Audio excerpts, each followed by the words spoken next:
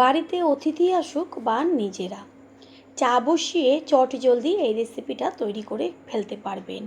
এতটাই টেস্টি হয় খেতে, যেটা নাকি সন্ধ্যার আড্ডা বা বাচ্চাদের টিফিনে জমে যাবে। একবার খেলে প্রতিদিনই খেতে চাইবে। নমস্কার বন্ধুরা, শ্বশুর বৌমা রান্নাঘর অ্যান্ড ব্লগ চ্যানেলে সকলকে স্বাগত। তাহলে রেসিপিটি কী করে তৈরি করব সেটাই দেখে নেওয়া যাক। রেসিপিটা তৈরি করার জন্য প্রথমেই এইখানে পাকা দুটো হিমসাগর আম নিয়েছি। আমগুলোকে জল দিয়ে ধুয়ে নিয়েছি। এবার একটা আম নিয়ে ছুরির সাহায্যে মুখের দিকের অংশটা একটু মোটাভাবে কেটে বাদ দিয়ে দেব।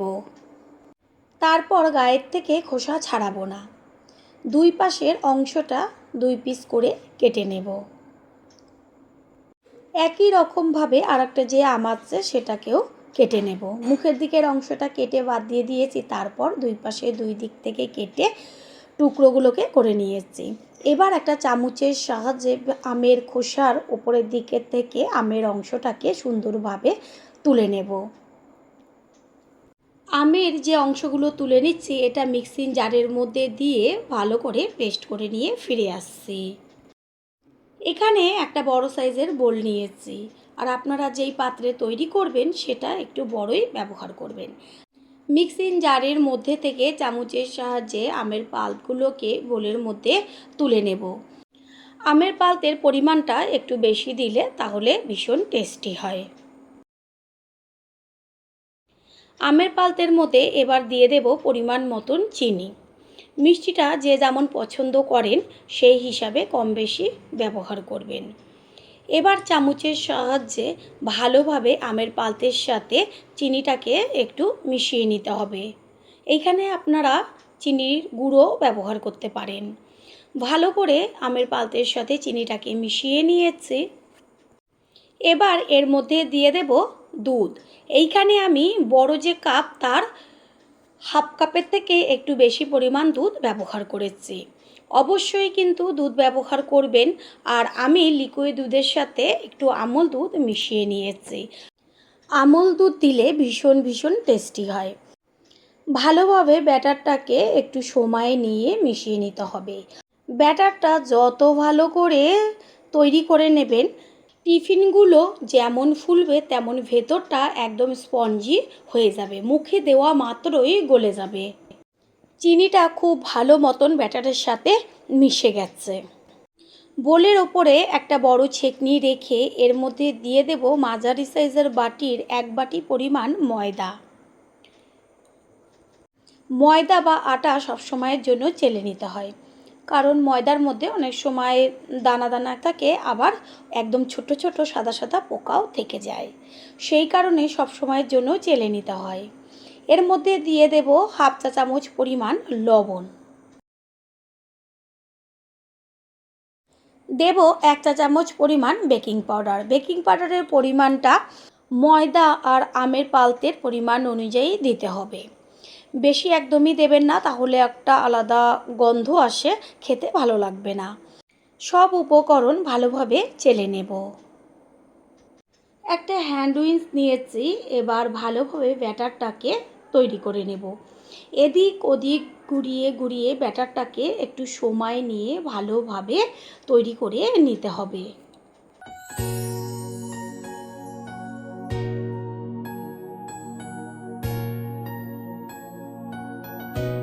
ব্যাটারটা একটু ঘন হয়ে গেছে। এবার আমি আরেকটু দুধ ব্যবহার করব। ঠিক এইভাবে অল্প অল্প দুধ দিয়ে ব্যাটারটাকে তৈরি করে নিতে হবে। এটা একদম পাতলা ব্যাটারও হবে না, আবার একদম থকথকে ঘনও হবে না। আমি সম্পূর্ণ ব্যাটারটা তৈরি করে নেওয়ার পরে হাতা দিয়ে তুলে দেখিয়ে দেব যে কতটা ঘন বা কতটা পাতলা করতে হবে। ব্যাটার একদম তৈরি হয়ে গেছে, আর কত সুন্দর একটা কালার এসছে, যে দেখবে তারই কিন্তু জিভের থেকে জল পড়ে যাবে। একটা ডুবো হাতা নিয়েছি, আর হাতায় তুলে দেখিয়ে দিচ্ছি যে কেমন ব্যাটারটা তৈরি করেছি। হাতার পেছনের দিকে দেখা যাচ্ছে যে মোটা একটা লেয়ার পড়েছে। গ্যাসের ওভেনে একটা আপ্পাম প্যান বসিয়েছি, আর এটাকে ভালো করে প্রথমে গরম করে নেব। তারপরে আমি ব্রাশ দিয়ে প্রত্যেকটা বাটির মধ্যে ব্রাশ করে নেব। একটা বাটির মধ্যে আমি তেল দিয়েছি অল্প করে, সেইখান থেকে আমি সব বাটিগুলোর মধ্যে সুন্দরভাবে তেল ব্রাশ করে নেব। এখানে আমি সাদা তেল ব্যবহার করেছি। তেলটা গরম হয়ে গেছে, ডুবো হাতার সাহায্যে ব্যাটার নিয়ে এবার প্রত্যেকটা বাটির মধ্যে দিয়ে দেব। গ্যাসের ফ্লেম প্রথমে একদম লোতে রাখতে হবে, আর পুরো বাটিটা ভরে দেবেন না, একটুখানি ফাঁকা রেখে বাটিটার মধ্যে ব্যাটার দেবেন, কারণ এটা দেওয়ার মাত্রই সুন্দরভাবে ফুলে উঠবে। ঠিক এইভাবে প্রত্যেকটা বাটির মধ্যে আমি অর্ধেকটা করে ব্যাটার দিয়ে দেব। দেখাই যাচ্ছে যে কত সুন্দরভাবে বাটিটা ভরে উঠছে। এটা ফুলে একদম বাটির ওপরে উঠে যাবে। কিছুক্ষণের জন্য একটু ঢাকনা চাপা দিয়ে দেব, আর ঢাকনা চাপা দেওয়ার পরে আরও বেশি করে ফুলে উঠবে। পুরনো বন্ধুদের সবসময় আমাদের পাশে এইভাবে ভালোবেসে থেকে এগিয়ে নিয়ে যাওয়ার জন্য অনেক অনেক ভালোবাসা। 2 থেকে 3 মিনিট বাদেই ঢাকনাটা সরিয়ে দিয়ে দেখিয়ে দিচ্ছি যে কত সুন্দরভাবে প্রত্যেকটা টিফিন ফুলে উঠেছে। এবার একটা কাঠির সাহায্যে আমি উল্টে দেব ওপরের পিঠটা হবার জন্য। একটা একটা করে সবগুলোই উল্টে দেব, আর কত সুন্দরভাবে উঠে আসছে। যেটা দিয়ে উল্টাবেন সেটার মুখটা একটু সরু হলে ভীষণ ভালো হয়, তাহলে দেখবেন ওই সরু দিকটা দিয়ে একটুখানি খোঁচা দিলেই প্রত্যেকটা সুন্দরভাবে উঠে আসবে। নিচের দিকের অংশটার কত সুন্দর কালার এসছে। এবার উল্টে দিচ্ছি তো ওপরের পিঠটা হবার জন্য। দুই পাশের দিকের এত সুন্দর একটা কালার আসবে, আর 1.5 থেকে 2 মিনিট মতন হলে পরেই একদম তৈরি হয়ে যাবে। এগুলো সবটা সুন্দরভাবে ভাজা হয়ে গেছে। এবার একটা চিমটির সাহায্যে আমি এগুলোকে তুলে নিচ্ছি। পুরো যেন একদম রসগোল্লার মতন গোল গোল হয়ে গেছে।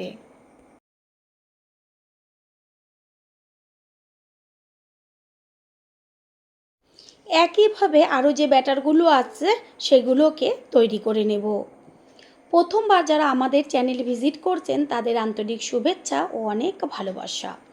আমাদের রেসিপিগুলো যদি ভালো লেগে থাকে সাবস্ক্রাইব করে দেওয়ার অনুরোধ রইল, ও পাশে থাকা বেল আইকনে ক্লিক করলে পরবর্তী ভিডিওগুলো সবার আগে আপনাদের কাছেই পৌঁছে যাবে। নিচের পিঠটা হয়ে গেছে, এবার একইভাবে উল্টে দেব ওপরের পিঠটা হবার জন্য। বন্ধুরা যে যেইখান থেকে আপনারা ভিডিও দেখছেন অবশ্যই কমেন্টের মাধ্যমে জানাবেন।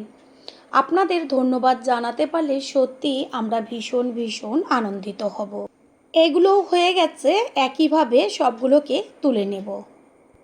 তৈরি হয়ে গেল আজকের রেসিপি। আমি একটা হাত দিয়ে চাপ দিয়ে দেখিয়ে দিচ্ছি যে কতটা নরম, আর তারপর ছিঁড়ে এটাকে দেখাচ্ছি যে ভেতরটা কতটা স্পঞ্জি হয়েছে।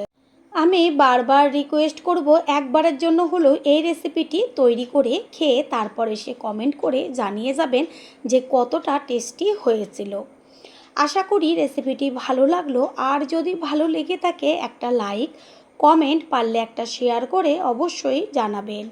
আপনাদের দেওয়া একটা লাইক ও লাইকের পাশে থাকা হাইপ আর একটা শেয়ার আমাদের কাছে অনেক অনেক গুরুত্বপূর্ণ। All friend, thanks for watching my video. আপনারা সকলে ভালো থাকবেন, সুস্থ থাকবেন। আবারও দেখা হবে অন্য কোনো রেসিপির এপিসোডে। প্রতিদিন মশলা জাতীয় খাবার না খেয়ে এই রেসিপিটি তৈরি করে ফেলুন। হাতের কাছে থাকা শুধুমাত্র 2টো উপকরণ দিয়েই 5 মিনিটে তৈরি করে ফেলুন হেলদি টেস্টি একটা রেসিপি। বাচ্চারা একদিন খেলে পরে প্রতিদিনই বায়না করবে তৈরি করে দিতে। আর রেসিপিটা যদি বাচ্চারা প্রতিদিনও খায় স্বাস্থ্যের কোনো রকম ক্ষতি হবে না, যেটা সম্পূর্ণ ভিডিওটা দেখলেই আপনারা বুঝতে পারবেন। নমস্কার বন্ধুরা, শ্বশুর বৌমা রান্নাঘর অ্যান্ড ব্লগ চ্যানেলে সকলকে স্বাগত। তাহলে কি করে তৈরি করব সেটাই দেখে নেওয়া যাক। প্রথমে একটা বড় বোল নিয়েছি, আর তার মধ্যে একটা ডিম ভেঙে নেব। আমি একটা ডিম দিয়েই টিফিনটা তৈরি করব। রেসিপিটা যখন তৈরি করবেন তখন কিন্তু অনেকটা পরিমাণে তৈরি করবেন। এতটাই খেতে টেস্টি হয়, একটা কেন 10টা খেলেও মন ভরবে না। ডিমটা আমি ভেঙে নিয়েছি। এবার এর মধ্যে আমি কিছু উপকরণ দেব, যেমন হাফ চা চামচের থেকেও কম পরিমাণ একটু লবণ, আর দিয়ে দেব চিনি। মিষ্টিটা যে যেমন পছন্দ করেন সেই হিসাবে চিনিটা ব্যবহার করবেন। এবার চিনি আর লবণ ডিমের সাথে ভালো করে একটা হ্যান্ড উইচের সাহায্যে ফেটিয়ে নেব। আর যত ভালোভাবে এই ডিমটা ফেটাবেন রেসিপিটা ততটা একদম নরম তুলতুলে আর ফুলে উঠবে। ডিম ভালোভাবে ফেটিয়ে নেওয়া হয়ে গেছে। এবার এর মধ্যে দিয়ে দেব আমি আটা। এইখানে বড় বাটির 1 বাটির থেকে একটু কম পরিমাণ আটা আমি ব্যবহার করেছি। আপনারা চাইলে আটার পরিবর্তে ময়দা দিয়েও রেসিপিটি তৈরি করতে পারেন। আটার মধ্যে দিয়ে দিচ্ছি 1 চা চামচ পরিমাণ ছোট চামচের বেকিং পাউডার। এবার ডিমের সাথে আটাটা ভালো করে মেখে নেব। আটা আমাদের স্বাস্থ্যের পক্ষে কতটা উপকার সেটা সকলেই জেনে থাকেন। সেই কারণে আমি মনে করি ময়দার পরিবর্তে আটা দিয়ে রেসিপিটি করার চেষ্টা করবেন। ডিমের সাথে আটা মেখে নিয়েছি, একটু শুকনো শুকনো হয়েছে। এবার এর মধ্যে আমি দিয়ে দেব দুধ। হাতের কাছে যদি দুধ থাকে অবশ্যই দুধ ব্যবহার করবেন। আর যদি লিকুইড দুধটা না পান তাহলে জলের সাথে আমল দুধটা গুলে সেই আমল দুধ ব্যবহার করবেন। এবার অল্প অল্প দুধ দিয়ে আমি আটাটাকে মেখে নেব। প্রথমে বেশি দুধ একদমই ব্যবহার করব না, তাহলে পাতলা হয়ে যাবে। এটা যেমন রুটি লুচি করা হয়, যেইভাবে আমরা আটা বা ময়দাটা মেখে থাকি ঠিক সেইভাবে হাত দিয়ে ঠেসে ঠেসে সময় নিয়ে ভালো করে মেখে নিতে হবে। পুরনো বন্ধুদের সবসময় আমাদের পাশে এইভাবে ভালোবেসে থেকে এগিয়ে নিয়ে যাবার জন্য অনেক অনেক ভালোবাসা। আটা মেখে নেওয়া হয়ে গেছে। আমি কোনো রকম এখনও তেল ব্যবহার করিনি। এবার হাতের মধ্যে একদম অল্প একটু সাদা তেল নিয়ে তারপর পুরো আটার গায়ে ভালো করে মাখিয়ে দেব। এইভাবে আটার ওপরে সাদা তেল দিয়ে মাখিয়ে আমি 10 থেকে 15 মিনিট মতন একটু ঢাকনা দিয়ে ঢেকে রাখবো। তেলটা হাতে নিয়ে মাখিয়ে নেওয়ার পরে একটু আবারও হাত দিয়ে ঠেসে ঠেসে আটাটাকে মেখে নিতে হবে। এত দারুণ নরম আর ফুলবে যেটা নাকি মুখে দেওয়া মাত্রই একদম গলে যাবে। ঢাকনা দিয়ে ঢেকে রাখবো 15 মিনিট। 15 মিনিট বাদে ফিরে এসে ঢাকনাটাকে সরিয়ে দিয়ে এবার আটাটাকে আবারও একটু মেখে নিয়ে তারপরে লেচি করে নেব। লেচিগুলো বড় বড় করব। আমরা যে রুটি করার সময় লেচিটা করি তার থেকেও একটু বড় করলে কোনো সমস্যা নেই। লেচিগুলো করে নেওয়া হয়ে গেল। এবার আমি একটা বেলুন চাকি নিয়েছি, তার উপরে একটা করে লেচি নিয়ে এবার বেলে নেব। আর বেলে নেওয়ার সময় বেশ একটু মোটা করে বেলবেন। কোনো রকম আর তেলের প্রয়োজন নেই, যেহেতু আমি তেল ওপরে মাখিয়ে তারপরে মেখে নিয়েছি সেই কারণে আর তেল লাগবে না। এবার বেশ রুটির মতন গোল করে বেলে নেব। লেচিটা এই কারণেই বড় করতে বলেছি, তাহলে বেলে নেওয়ার সময় রুটিটা বেশ বড় করে বেলা যাবে আর মোটাও হবে। একদম পাতলাভাবে বেলবেন না। এক পিঠ সুন্দরভাবে বেলে নেওয়া হয়ে গেছে। এবার একটুখানি উল্টে নিলাম, অন্য পিঠটাও ভালোভাবে একদম গোল করে বেলে নেব। তারপরে আমি একটা ঢাকনা নিয়েছি। এবার ঢাকনাটাকে উবুর করে রুটির ওপরে বেশ হাত দিয়ে চাপ দিলেই গোল হয়ে যাবে। ঠিক এইভাবে আমি পুরো রুটিটার মধ্যে এক একটা রুটির মধ্যে 3টে করে আমি কেটে নেব। বেলে নেওয়া রুটিগুলোর পাশ থেকে আস্তে করে টান দিলেই বেশ যে সাইডের অংশগুলো সেগুলো সুন্দরভাবে বেরিয়ে চলে আসবে। আমি হাত দিয়ে তুলে দেখিয়ে দিচ্ছি যে কত সুন্দরভাবে হয়েছে। এগুলোকে একটা প্লেটে তুলে নেব। আর একই রকমভাবে আরও যে লেচিগুলো আছে সেইখান থেকে আরেকটা আমি তৈরি করে দেখাবো। দেখাই যাচ্ছে যে কোনো রকম তেল আমি ব্যবহার করিনি। কত সুন্দর একদম গোল হয়ে বেলা হয়ে গেছে। আবারও সেই ঢাকনা দিয়ে একইভাবে একটুখানি হাত দিয়ে চাপ দিলেই সুন্দরভাবে রুটিগুলো তৈরি হয়ে যাবে। একইভাবে সবগুলো বেলে নেব। যতগুলো বেলে নিয়েছি এবার গ্যাসের ওভেনে আমি একটা তাওয়া বসিয়েছি। আর চেষ্টা করবেন সবসময়ের জন্য ননস্টিকের তাওয়া বা ননস্টিকের কড়াই বা ফ্রাই প্যান ব্যবহার করতে। এর মধ্যে আমি একদম অল্প পরিমাণ সাদা তেল ব্যবহার করব। এইখানে আমি বড় চামচের 1 চা চামচ তেল ব্যবহার করেছি। তারপরে পুরো তাওয়ার গায়ে ভালো করে খুন্তি দিয়ে মাখিয়ে নিচ্ছি। যেহেতু ননস্টিক সেই কারণে তেলটা একদমই টানছে না, যতটুকু তেল দিয়েছি ঠিক ততটুকুই তেল থাকবে। এবার একটা একটা করে টিফিন নিয়ে তাওয়ার ওপরে দিয়ে দেব। গ্যাসের ফ্লেম প্রথমে একটু হাই করে দেব, আর দেখা যাচ্ছে যে দেওয়ার সাথে সাথেই কত সুন্দরভাবে টিফিনগুলো ফুলে উঠছে। বন্ধুরা, আপনারা যে যেইখান থেকে রেসিপিটি দেখছেন অবশ্যই কমেন্টের মাধ্যমে জানাবেন। আপনাদের ধন্যবাদ জানাতে পারলে সত্যি আমরা ভীষণ ভীষণ আনন্দিত হব। ঠিক এইভাবে একটা একটা করে অনেকগুলো একসাথে দিয়ে দেব। হঠাৎ যদি বাড়িতে অতিথি আসুক বা নিজেরা, যে কোনো সময় 5 মিনিটেই এই রেসিপিটি তৈরি করে ফেলুন। চা বা কফির সাথে তো একদম জমে ক্ষীর। প্রত্যেকটা টিফিনই দেওয়া মাত্রই সুন্দরভাবে ফুলে উঠছে। নিচের পিঠটা কিছুক্ষণ হবার পরে খুন্তি দিয়ে উল্টে দেব ওপরের পিঠটা হবার জন্য। প্রথমবার যারা আমাদের চ্যানেল ভিজিট করছেন তাদের আন্তরিক শুভেচ্ছা ও অনেক ভালোবাসা।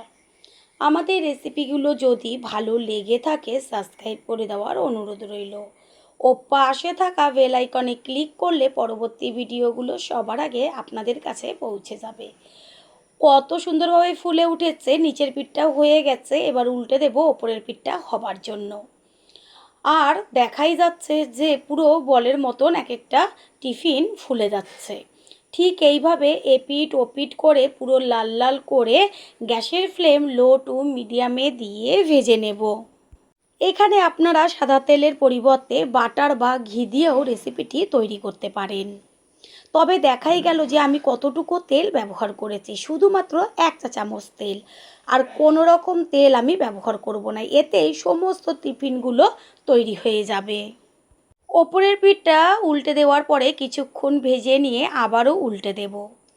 দুই পিঠই কত সুন্দর দেখতে লাগছে, দেখা মাত্রই ছোট থেকে বড় সকলেই কিন্তু খেয়ে নেবে। আর ভাজতে ভাজতেই দেখবেন অর্ধেক টিফিন শেষ। দুই পিঠই খুব সুন্দরভাবে ভাজা হয়ে গেছে। এবার এগুলোকে নামিয়ে নেব।